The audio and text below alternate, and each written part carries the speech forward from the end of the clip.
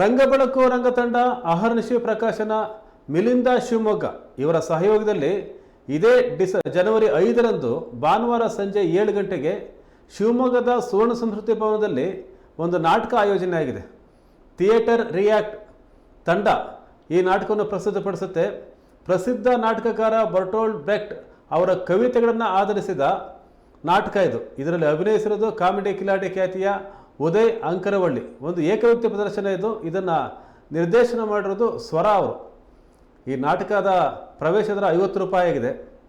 ಈ ನಾಟಕ ಜನವರಿ 5ನೇ ತಾರೀಕು ಭಾನುವಾರ ಸಂಜೆ 7 ಗಂಟೆಗೆ ಸುವರ್ಣ ಸಂಸ್ಕೃತಿ ಭವನದಲ್ಲಿ ಪ್ರದರ್ಶನ ಕಾಣ್ತಾ ಇದೆ. ಈ ನಾಟಕದ ಒಂದು ಸಣ್ಣ ದೃಶ್ಯ ನಿಮ್ಮೆದುರಿಗೆ.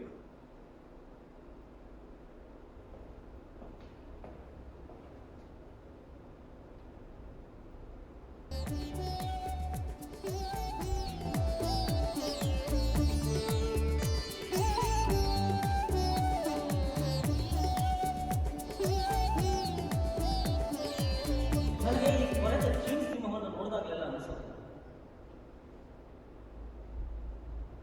ಚೀನಿ ಸಿನಿಮಾ ಕೆಡುಕರು ನಿನ್ನ ಉಗುರಿಗೆ ಭಯಭೀತರಾದರೆ, ಒಳ್ಳೆಯವರು ನಿನ್ನ ಗಂಭೀರ ಚಲನೆಯ ದಿಟ್ಟ ಲಾವಣ್ಯಕ್ಕೆ ಮನಸೋಲುತ್ತಾರೆ. ಕೆಡುಕರು ನಿನ್ನ ಉಗುರಿಗೆ ಭಯಭೀತರಾದರೆ, ಒಳ್ಳೆಯವರು ನಿನ್ನ ಗಂಭೀರ ಚಲನೆಯ ದಿಟ್ಟ ಲಾವಣ್ಯಕ್ಕೆ ಮನಸೋಲುತ್ತಾರೆ.